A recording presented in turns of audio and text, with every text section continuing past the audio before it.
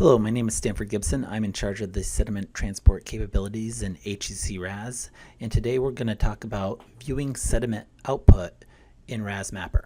We're going to highlight some of the 2D sediment capabilities in RAS, which were developed by Dr. Alex Sanchez, and the mapper viewing capabilities were developed by Alex Kennedy. The 2D sediment features in RAS are brand new. Right now, it's an alpha version that is available upon request. If you'd like to test the alpha version or future beta versions, please send me an email at the following address, and let's get started. The dataset we're going to work with today is called Weiss. That's named after the thesis Weiss 2002, which is actually in German. This is a mobile bed flume study. Here we're looking at a plan view of the flume where it starts out wide and then constricts and then expands again. And so it turns out to be a pretty good example of two-dimensional sediment flume dynamics, and it's been used to validate a number of 2D codes, including HEC-RAS. So this was one of the validation data sets that Alex set up, and we're just simply going to run it. If you would like access to this data file, go ahead and email me at the previous address so you can walk through with this. This is already all set up as a sediment transport 2D dataset, and so we're simply going to come in. You can see that the geometry, preprocessor, unsteady flow simulation, and sediment are set up even though it's a 2D file. We'll press compute, and through the magic of online video, we will jump through the actual simulation, which only took about 3 minutes. Now we are going to view results, so we're going to go to Resmapper. And in Resmapper, under results, you'll see case 3 non-uniform, and we can blow that out to get our default results. By default, RAS outputs the hydraulic parameters, depth, velocity, and water surface elevation. So let's go look at velocity. Once you click on that, when it becomes pink, it means it's active and you can animate it. But of course, we are on a scale of 0 to 15. That's meters per second, so that's certainly not going to be helpful. But we can just kind of let our cursor just hover over these values to kind of see what the actual range of values are. And it looks like in the constriction, we're just a little bit over 1. And in the wide part, we can get down to 0.4. So let's go in. We'll right click on this, go to layer properties, select. We're going to develop our surface, and we'll select edit here. And then we'll say the max is going to be, say, 1.2, and the min will be 0.4. If we say create, that will reset this same color scheme with the cool colors as low velocities and the hot colors as high, and press OK.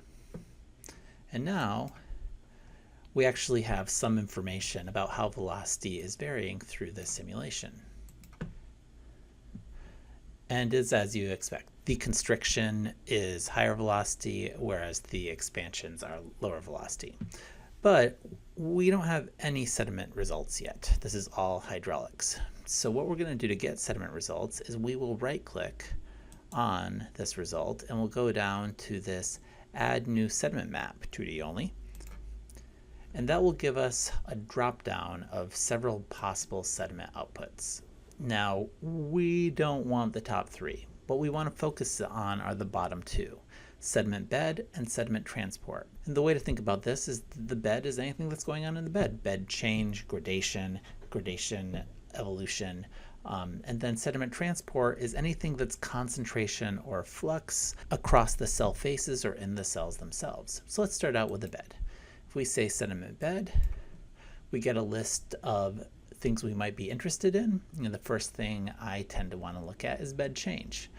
Where are we getting bed change? So I will choose bed change, and there it is. And so you can see, we're in equilibrium kind of upstream of this pinch point, but then, as the velocities and therefore the shears increase through the pinch point, we would expect erosion here, and then we would expect the model to essentially give it back at the expansion, and so we'd expect deposition around here.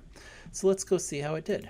Well, if we turn off the velocity and we turn on the bed change, and we want to click on this and make sure it's pink, we have the same problem that the default values don't give us much. I guess if we go all the way through, the default values will show us a little bit of deposition here, but we actually have to go negative to get erosion.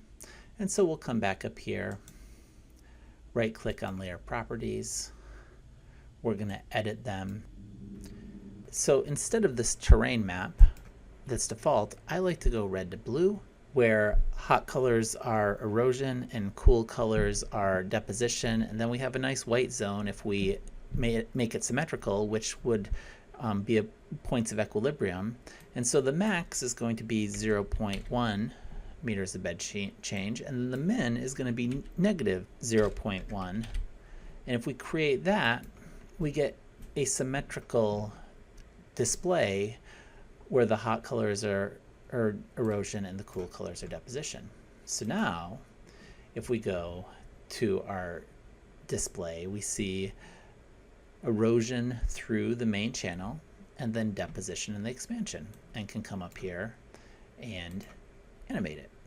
Another bed change variable we might be interested in is the gradation. So if we go to add new sediment map, go to sediment bed.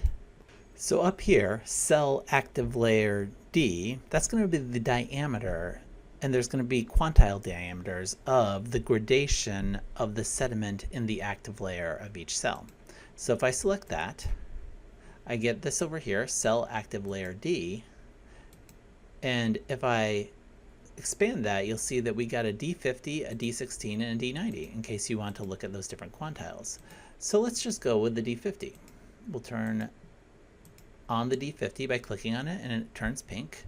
And of course, it doesn't show anything of interest. I do like this terrain map as one possibility for depicting grain size. And so if we kind of scan what the grain sizes are, at the beginning, the D50 is on the 5mm range, but in the end, things have changed so that we've got some 5s, but we've got some 4, and if we come over to the scour point, they're around 6.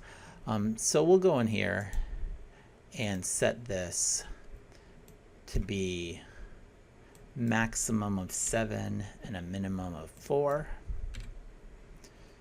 Create, okay. And now you can see how the gradation shifts. These parts that are in equilibrium still have that initial D50, but you can see that the D50 right at the mouth of the scour increases as we'd expect, and then the D50 of the deposition tends to be finer than the ambient background gradation.